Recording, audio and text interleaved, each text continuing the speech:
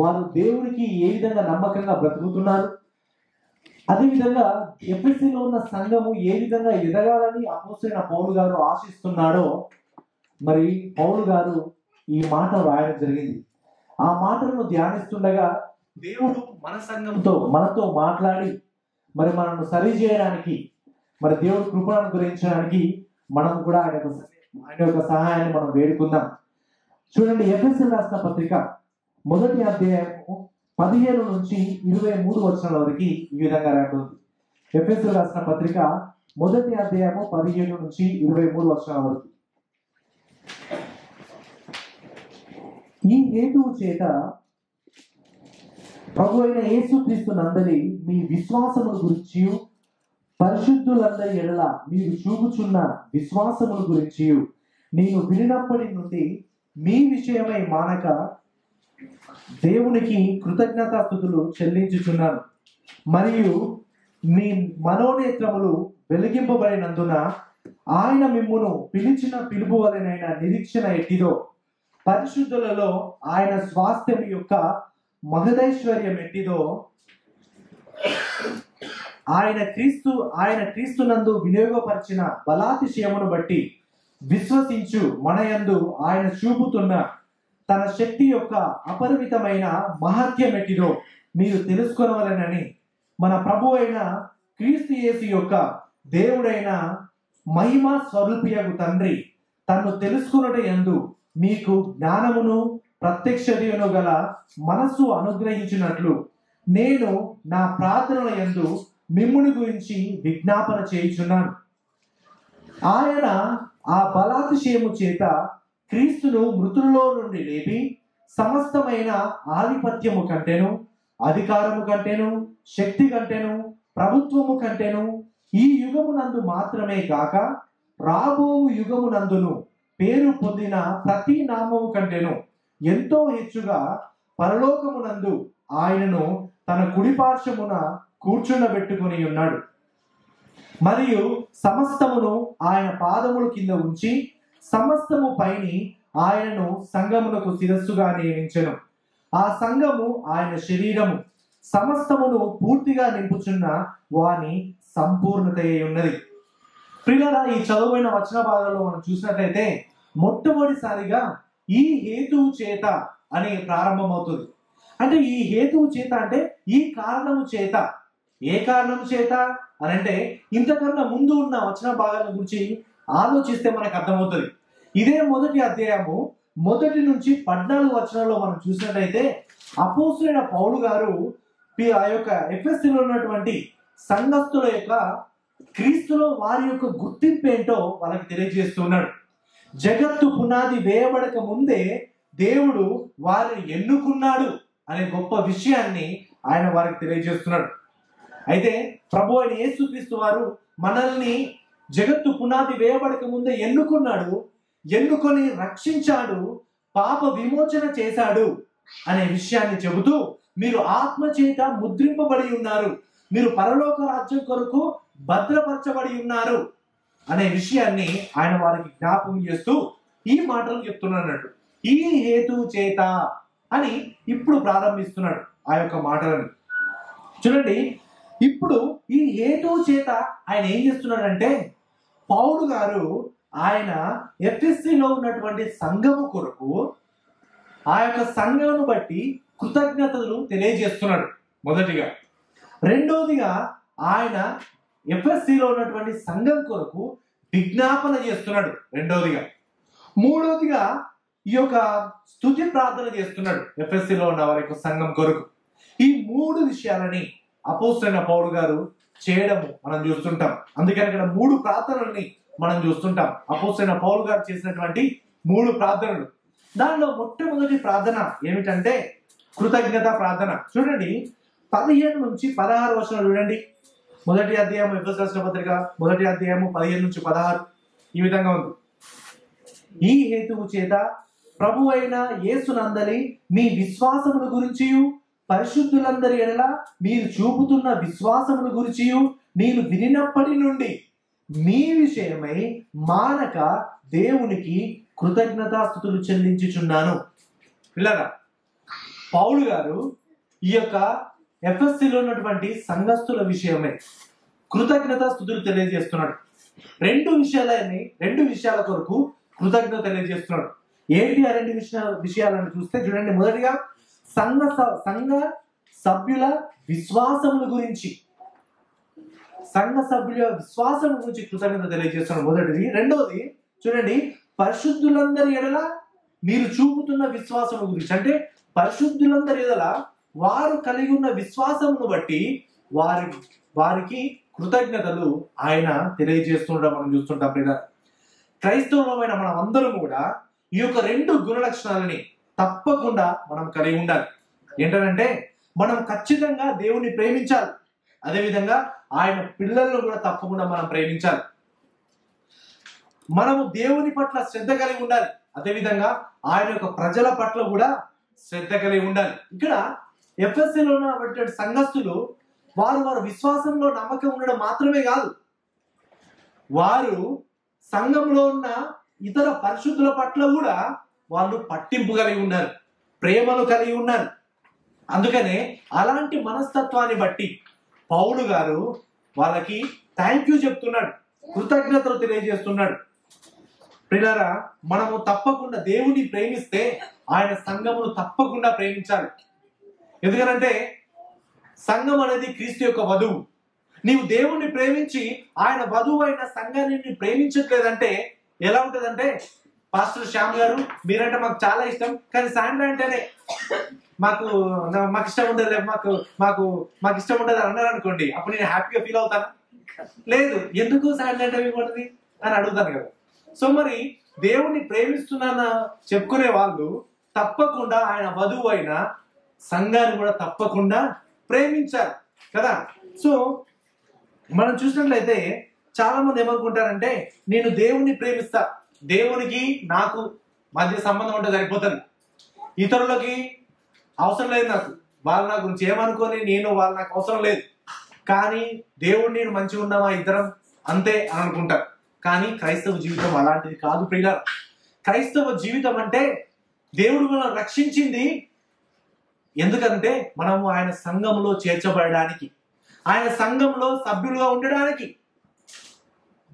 మన రక్షణ, సంఘం అనేవి దేవునికి రెండు కన్ను లాంటివి. ప్రియులారా, మనం రక్షింపబడ్డ ప్రతి ఒక్కరు కూడా సంఘంలో చేర్చబడాలి. దేవుని ప్రేమించే వాళ్ళు తప్పకుండా సంఘాన్ని ప్రేమించాలి. పేతురు గారిని ప్రభువుని యేసుక్రీస్తు వారు అంటారు, పేతురు నువ్వు నన్ను ప్రేమిస్తున్నావు అంటే ఆయన ఏమంటాడు? అవును ప్రభువా నేను ప్రేమిస్తున్నాను అని అంటాడు. 3 సార్లు ప్రశ్న అడుగుతాడు. 3 సార్లు ప్రశ్న అయినప్పుడు ఆయన ఏం చెప్తుంటాడు? నువ్వు నన్ను ప్రేమిస్తే నువ్వేం చేయాలి?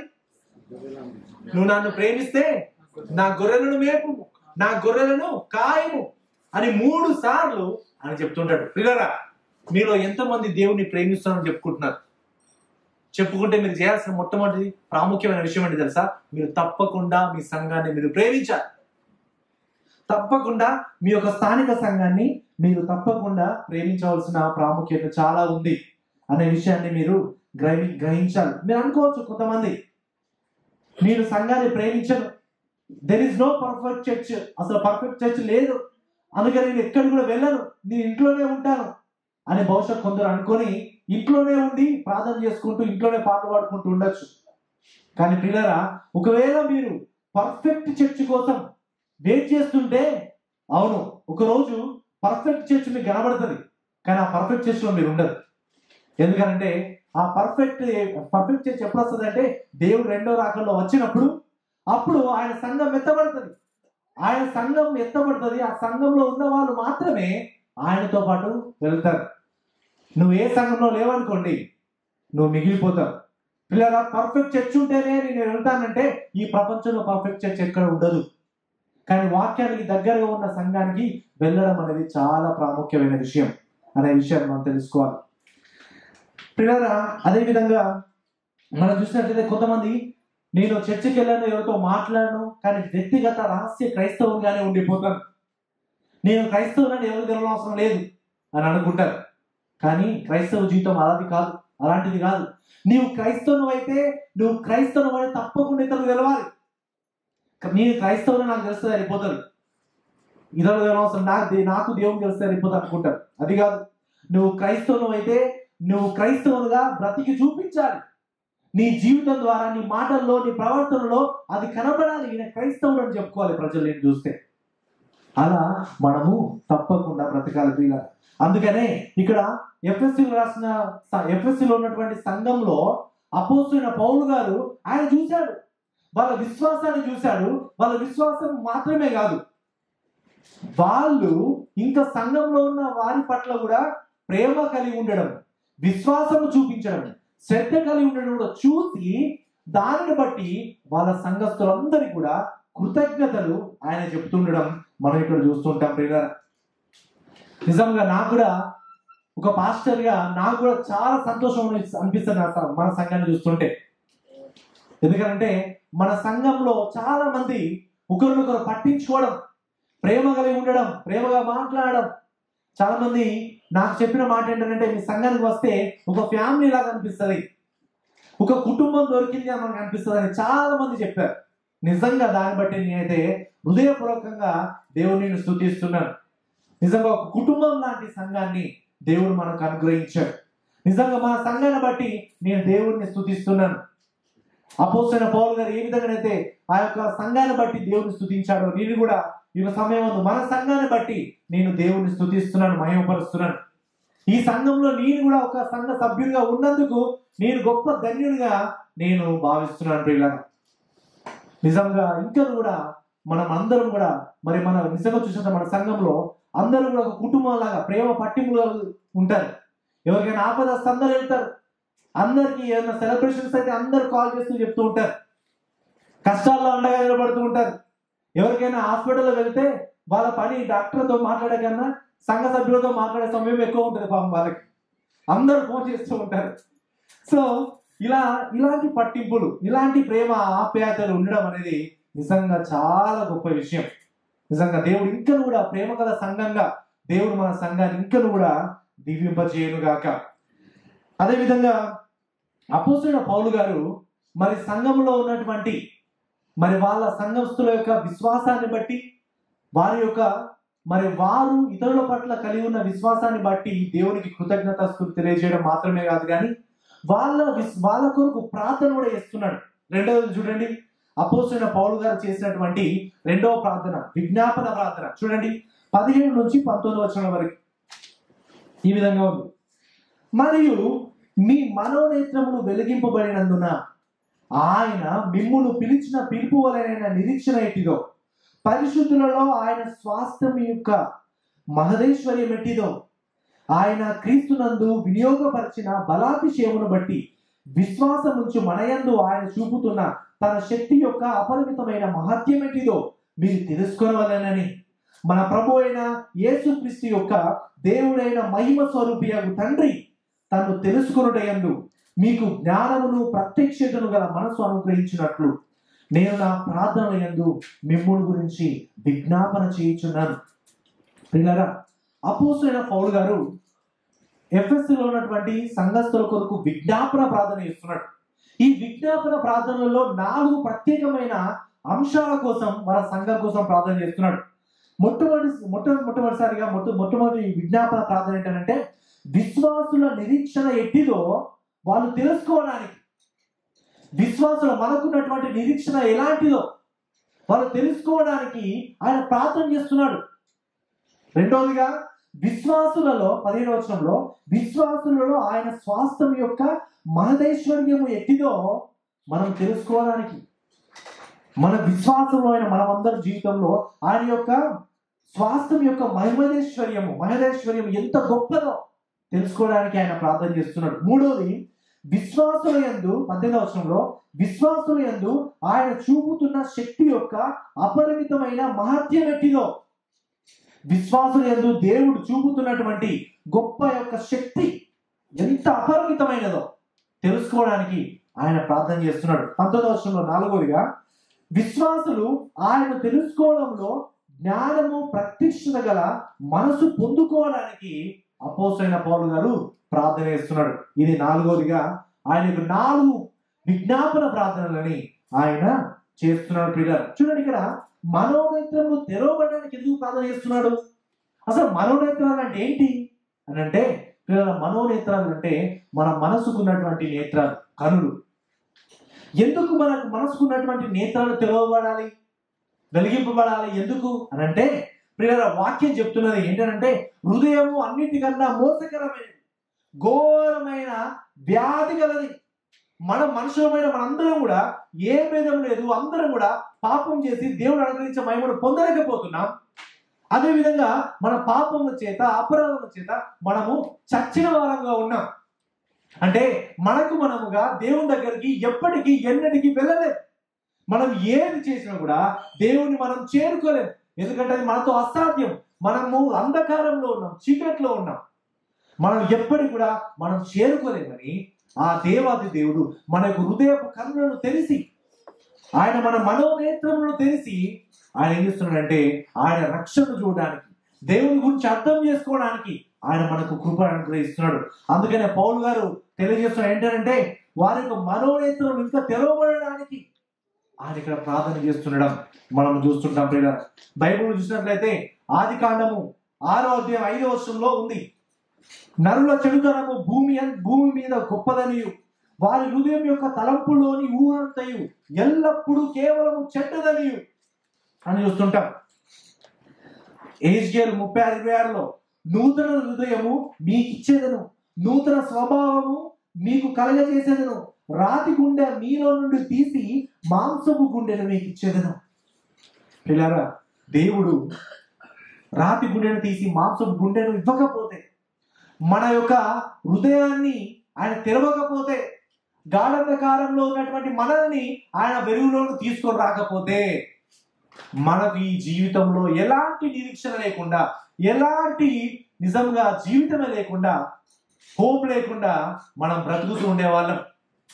కానీ దేవుడైతే తన యొక్క అద్భుతమైన కృపలో ఆయన మనందరినీ ఎన్నుకొని మన కన్నులు తెరవజేసి, మరి మనలాగా ప్రభువును నమ్మని వాళ్ళు లోకంలో చాలా మంది ఉన్నారు. ఈరోజు నీవు ప్రభువును నమ్మామంటే కారణం ఎవరు? మనము కాదు ప్రియులారా, మన మంచితనం కాదు, మనం పుట్టిన కులాన్ని బట్టి కాదు, మనం చేస్తున్న ఉద్యోగాన్ని బట్టి కాదు, మనకున్న ఆస్తిపాస్తులను బట్టి కాదు. దేవుడు మనల్ని ఎన్నుకున్నది. ఇంకను పాపులమై ఉండగానే, ఇంకను దేవుడికి శత్రువులుగా విరోధులై ఉండగానే, దేవుడు తన అమూల్యమైన కృపలో ఆయన మనందరినీ కూడా ఎన్నుకున్నాడు. ఆయన మనం తిరిగి జన్మింపజేశాడు, మన రాతి హృదయాన్ని తీసేశాడు, గాఢంధకారంలో ఉన్న మనల్ని వెలుగులోకి తీసుకొని వచ్చాడు. అంత గొప్ప కృపని ఆయన మనకు అనుగ్రహించాడు. అందుకనే అపోస్తలుడైన పౌలు గారు ఇంకను కూడా ఈ విశ్వాసుల యొక్క మనోనేత్రం తెరవబడి వారు ఎదగడానికి, మీరు వాళ్ళు ఎంతగా ప్రేమిస్తున్నారో, మీ యొక్క కృపదైశ్వర్యం ఎంత గొప్పదో, మీ కృప ఎంత గొప్పదో వాళ్ళు తెలుసుకోవడానికి వాళ్ళకు కృపను దయచేయు దేవా అని వారి కొరకు ప్రార్థన చేస్తూ ఉన్నాడు. ప్రియులారా, చూడండి, సాధారణంగా మనకు కళ్ళద్దాలు ఉన్నవారు తెలిసేది, ప్రాముఖ్యంగా నాకు కూడా ఉన్నాయి అనుకోండి. సో కళ్ళద్దాలు ఉన్నవారు తెలుసు, డాక్టర్ మనకు ఏదో ప్రాబ్లం ఉందని మనకు కళ్ళద్దాలు ఇచ్చాడు, స్పెట్స్ ఇచ్చాడు కదా. సో ఈ స్పెట్స్ ఒకవేళ మనం తీసేసామనుకోండి, ఏమవుద్ది? ఒకరిని చూస్తే నలుగురు కనబడతారు, లేకపోతే మొత్తానికి కనబడదు. సో అంటే మనకు ప్రాబ్లం ఉంది, ఎందుకంటే మనం చూడలేము, మనకు ప్రాబ్లం ఉంది కాబట్టి దేవుడి మనకు ప్రాబ్లం ఉంది కాబట్టి కన్నద్దాలు ఉంటే మనకు క్లియర్ కనబడతాయి కదా. సో మనం అందరం కూడా పాపం అనే ఈ యొక్క గాఢంధకారంలో ఉన్నాం కాబట్టి మనం ఎప్పటికి కూడా మన కళ్ళు కనబడే. అందుకనే సువార్త అనే కళ్ళద్దాలని, క్రీస్తు అనే కళ్ళద్దాలని, వాక్యం అనే కళ్ళద్దాలని ఆయన మనకు అనుగ్రహించాడు. కానీ అప్పుడప్పుడు మనం ఏం చేస్తామనంటే, ఈ లోకంలో చాలాసార్లు మన మీద మనం చాలా డిపెండ్ అయిపోయి కొన్నిసార్లు ఏమవుతామంటే క్రీస్తు అనే కళ్ళద్దాలు తీసి పక్కన పెడతాం, క్రీస్తు అనే కళ్ళద్దాలు తీస్తాం పక్కన పెడతాం, వాక్యం అనే కళ్ళద్దాలు తీసి పక్కన పెడతాం. అప్పుడు మనకు లోకంలో చెడ్డవన్నీ కూడా చాలా మంచిగా కనబడతాయి, కొందరికి మంచి మొత్తానికి కనబడదు.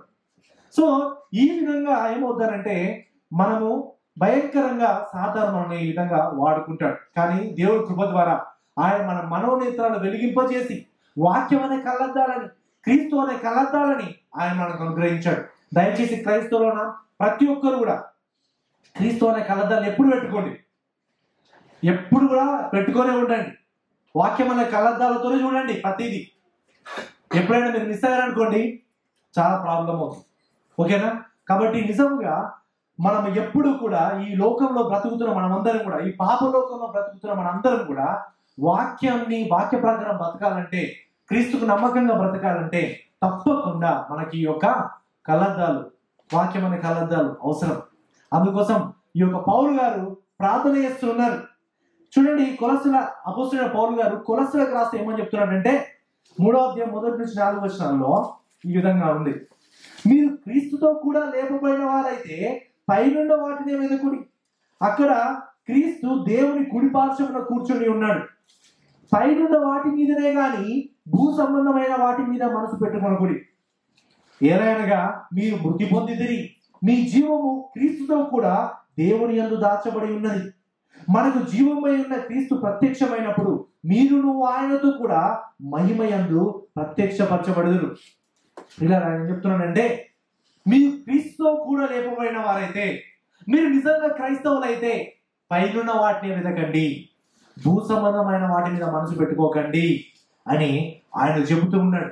ఆయన వార్నింగ్లు ఇవ్వడం కూడా చూస్తుంటాం మనం, ఆయన ప్రార్థన చేయడం కూడా మనం చూస్తుంటాం. ప్రియులారా, నిజంగా ఈ లోకంలో బ్రతుకుతున్న మనం అందరం కూడా క్రీస్తు మనకు చాలా అవసరం. ప్రతిరోజు మన క్రీస్తును చూస్తూ, క్రీస్తును వెతుకుతూ, క్రీస్తు యొక్క ముఖకాంతిలో మన జీవితాలు మనం కట్టుకోవడం అనేది చాలా ప్రాముఖ్యమైన గొప్ప విషయం ప్రియులారా. అందుకనే మనం అందరం కూడా ఏమైనా ప్రార్థన చేయాలంటే అన్నిటికన్నా గొప్ప ప్రాముఖ్యమైన అవసరం ఏంటి తెలుసా? మనందరికీ గొప్ప ప్రాముఖ్యమైన ప్రార్థన అవసరం ఏంటంటే మన వీసా రెన్యువల్ కావాలి, లేకపోతే పాస్పోర్ట్ రావాలి, లేకపోతే ఆరోగ్యం మంచిగా ఉండాలి, లేకపోతే ఇల్లు కట్టాలి, లేకపోతే ఆరోగ్యాలు అన్ని మంచిగా ఉండాలి, నా పిల్లలు మంచిగా చదువుకోవాలి. ఇవన్నీ కూడా ప్రార్థన అవసరం ఉండాల్సింది, తప్పని అనట్లేదు.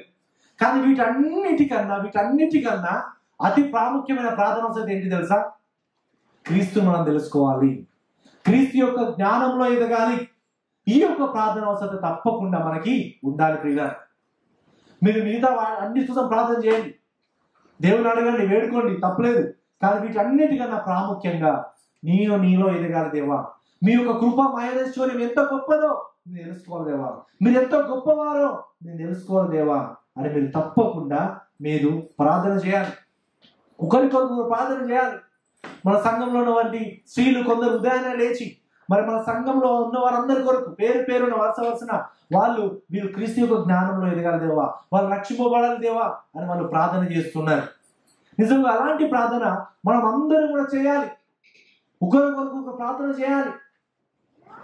ఒకరికొరకు అందరూ కూడా నీకోసం ఏ విధంగా ప్రార్థన చేయాలి అని అడిగి తెలుసుకొని మరి ప్రార్థన అవసరం తెలుసుకొని మరి ప్రార్థన చేయాలి. ఈ విధంగా అందరం కూడా మనము ప్రార్థనలో ఎదగాలి, విజ్ఞాపన ప్రార్థనలో ఎదగాలి. అపోస్తలుడైన పౌలు గారు సంఘం కొరకైన విజ్ఞాపన ప్రార్థన ఆయన చేస్తూ ఉన్నాడు. సంఘంలో ఉన్న ఈ బాధ్యత కేవలం పాస్టర్ది మాత్రమే కాదు. విజ్ఞాపన ప్రార్థన చేసేటువంటి బాధ్యత ప్రతి ఒక్క సంఘ సభ్యునిది. ప్రతి ఒక్కరు ప్రార్థన చేయాలి. మనం ప్రార్థన చేసినప్పుడల్లా మన కోసం మనమే ప్రార్థన చేసుకుంటాం ఎక్కువ సమయం. దేవా నాకు ఇది కావాలి, అది కావాలి, ఇది కావాలి అని మార్కెట్ చదివేసరికి 15 నిమిషాలు అవుతుంది. తర్వాత ఇంకా మనం వేరే వాళ్ళ కోసం ఏం ప్రార్థన చేస్తాం మనం కదా. కానీ ప్రియులారా, మనం తప్పకుండా మన సంఘ సభ్యుల కొరకు వాళ్ళు క్రీస్తు యొక్క స్వారూప్యం ఎదగడానికి తప్పకుండా ప్రాముఖ్యంగా మనం ప్రార్థన చేయాల్సిన ప్రాముఖ్యత ఎంత ఉంది. ఎందుకంటే తెలుసా, ఈ లోకంలో బ్రతుకుతున్న మన ప్రార్థన సహాయం లేకపోతే ఈ లోకంలో ఉన్న పాపానికి, శరీరేచ్ఛలకి, లోకాశలకి పడిపోయేటువంటి ప్రమాదం ఉన్నది. దేవుని యొక్క ప్రేమ నుంచి తప్పిపోయే ప్రమాదం ఉన్నది. దేవుడు ఎంత గొప్పవాడో, వాళ్ళని ఏ విధంగా పోషిస్తున్నాడో, సంరక్షిస్తున్నాడో దేవుని గురించి వాళ్ళు ఆలోచించకుండా వాళ్ళు లోకం వైపు ఆలోచించే ప్రమాదం ఉన్నది.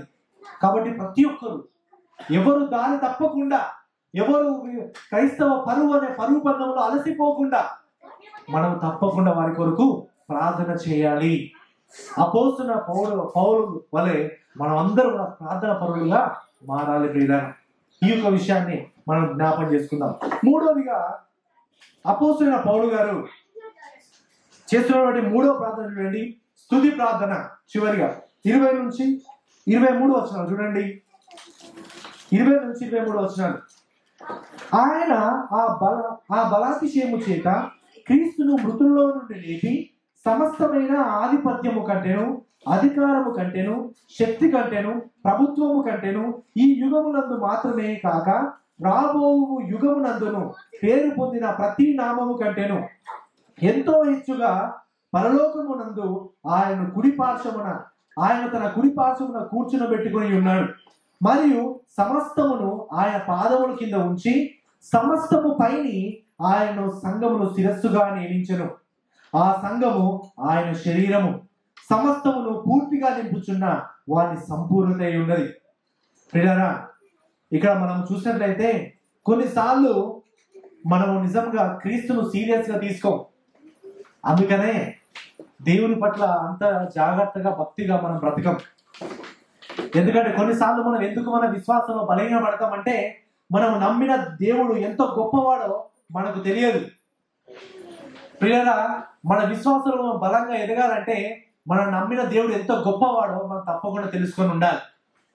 ఎందుకనంటే చాలాసార్లు మనం ఏం చేస్తుంటారో, మన కంపెనీలో మనం పని చేస్తుండగా ఎవరైనా మనతో పాటు వచ్చి కలిసి పనిచేస్తున్నాడు అనుకోండి, కలిసి పనిచేస్తున్నప్పుడు మనం ఏమనుకుంటాం, ఈయన కూడా మన తోటి పని వాడే కదా, కాబట్టి అదిదే ఇదిదే అని మాట్లాడుతూ ఉంటాం. అది రేపో ఇది రేపో అని సీరియస్ అవుతుంటాం. కానీ ఒకసారి మనకు తెలిసింది అనుకోండి, ఆయన కంపెనీ మేనేజర్, కంపెనీ ఓనర్ అని తెలిసింది అనుకోండి, ఫర్ ఎగ్జాంపుల్ ఒకవేళ తెలిస్తే ఏమవుతుంది, ఒకేసారి భయపడి మన యొక్క ప్రవర్తన మారుతుంది. ఏమంటాం, అంతకుముందు ఇదిదే అదిదే అని చెప్పిన వాళ్ళం ఒకేసారి మన ప్రవర్తన మార్చుకొని సార్ సార్ సార్ అంటూ ఆయన చుట్టూ గౌరవం ఇస్తూ తిరుగుతుంటాం. పిల్లలు చాలాసార్లు మన విశ్వాస జీవితంలో మనం ఎందుకు బలంగా ఎదగట్లేదంటే అసలు మనం ఎవరిని నమ్మినామో, ఎవరిని పూజిస్తున్నామో, ఎవరిని ఆరాధిస్తున్నామో మనకు అర్థం అవట్లేదు. ఆయన ఎంత పరిశుద్ధుడో, ఎంత న్యాయవంతుడో, ఎంత నీతిమంతుడో, ఎంత గొప్ప దేవుణ్ణి మనం ఆరాధిస్తున్నామో మనకు అర్థం కాక, మనం ఎవరితో మాట్లాడుతున్నామో, ఎవరితో డీల్ చేస్తున్నామో అర్థం కాక మనం చాలాసార్లు మన క్రైస్తవ జీవితాన్ని చాలా సులువుగా మనం తీసుకొని ఉంటాం ప్రియుల. కానీ దేవుడు చాలా గొప్పవాడు, మన ఊహకు అందని వాడు. దేవుడు అనంతుడు, దేవుడికి ఎలాంటి అవధులు లేవు. కాలాన్ని బట్టి చూస్తే దేవుడు నిత్యుడు, శక్తిని బట్టి చూస్తే దేవుడు సర్వశక్తిమంతుడు, స్థలాన్ని బట్టి చూస్తే దేవుడు సర్వవ్యాప్తి, జ్ఞానమును బట్టి చూస్తే దేవుడు సర్వజ్ఞాని. ఆయన పోయిన వారు ఈ లోకంలో లేదు, అత్యున్నతమైన మహిమలో ఉన్నాడు. ఆయన అత్యున్నత అధికారాన్ని కలిగి నిత్యము వసిస్తూ ఆ దేవాది దేవునిగా ఆయన ఉనికిలో ఉన్నాడు పిల్ల. ఆయనకు ఆది లేదు, అంతం లేదు. దేవుడు అంత గొప్ప దేవుడు. నీవు నమ్మిన దేవుడు మామూలు దేవుడు కాదు పిల్ల. మనం మామూలుగా బ్రతకడానికి ఈ లోకంలో లేవు. మనమందరం కూడా ఎంతో భయభక్తులు కలిగి దేవుణ్ణి నమ్మి దేవుని యొక్క సన్నిధానంలో బ్రతకాలి. పిల్లల, మనం అందరము కూడా క్రైస్తవులమైన అందరము మనం క్రీస్తుని గురించి తెలుసుకోవడం వేరు, క్రీస్తును తెలుసుకోవడం వేరు. క్రీస్తుని గురించి తెలుసుకోవడం వేరు, క్రీస్తును తెలుసుకోవడం వేరు. తేనె తీయగా ఉంటుంది అని ఎంతమంది తెలుసు? ఇక్కడ చాలా అందరూ తెలుసు రాబోయే. కానీ తేనె తీయగా ఉంటుంది ఎప్పుడు నీకు క్లియర్ తెలుస్తుంది అంటే ఎప్పుడైతే నువ్వు నిజంగా రుచి చూసి తెలుసుకున్నావో అప్పుడు క్లియర్ అని అర్థమవుతుంది. ఓ తేనె ఇంత తీయగా ఉంటది అని కదా. రాజు నీకు తెలియడం కాదు, నీవు రాజుకు తెలియాలి. నిప్పుడు ముట్టుకుంటే కాలుతుంది అని తెలియడం కాదు. ఒకసారి నిప్పుడు ముట్టుకొని చూసామనుకోండి, అప్పుడు నిజంగా మనకి అర్థమవుతుంది, అమ్మో నిప్పుడు ముట్టుకుంటే ఇట్లా కాలుతుందా అని. అంటే క్రీస్తుని గురించి అవగాహన కలిగి ఉండడం వేరు, కానీ క్రీస్తును తెలుసుకోవడం వేరు. పిల్లల, క్రీస్తే నిజమైన దేవుడని, క్రీస్తు దేవుడని హిందువులకు తెలుసు, ముస్లింలకు తెలుసు, బుద్ధిజం నమ్ముతున్న వాళ్ళకు తెలుసు యేసుక్రీస్తు దేవుడని. కానీ మనకున్నటువంటి విశ్వాసము వాళ్ళకున్నటువంటి విశ్వాసం ఒకటి కాదు. వాళ్ళు క్రీస్తుని గురించి తెలుసు, కానీ మనకు క్రీస్తే తెలుసు. క్రీస్తును రుచి చూసి తెలుసుకున్నాం మనం అందరం కూడా. ఆయన గొప్పతనం ఏంటో, ఆయన యొక్క నమ్మకత్వం ఏంటో, ఆయన ప్రేమ ఏంటో మనం అందరం రుచి చూసి తెలుసుకున్నాం. కాబట్టి నిజంగా ఆ విధంగా మనం ఈ లోకంలో మనం బ్రతకాలి ప్రియులారా. అందుకనే ఇక్కడ మనం అన్నిటికన్నా గొప్పగా, ఇంతకుముందు చెప్పినట్టు అన్నిటికన్నా గొప్పగా మనం ప్రార్థన చేయాల్సిన గొప్ప ప్రాముఖ్యమైన అవసరం ఏంటంటే, దేవా నేను క్రీస్తును హృదయపూర్వకంగా తెలుసుకోవాలి. దేవా నేను క్రీస్తును నిజంగా తెలుసుకోవాలి. కేవలం నాలెడ్జ్ పరంగా కాదు, కేవలం అవగాహన పరంగా కాదు, హృదయపూర్వకంగా నేను క్రీస్తు గురించి అవగాహన కలిగి ఉండి నేను పాపినని తెలుసుకోవాలి,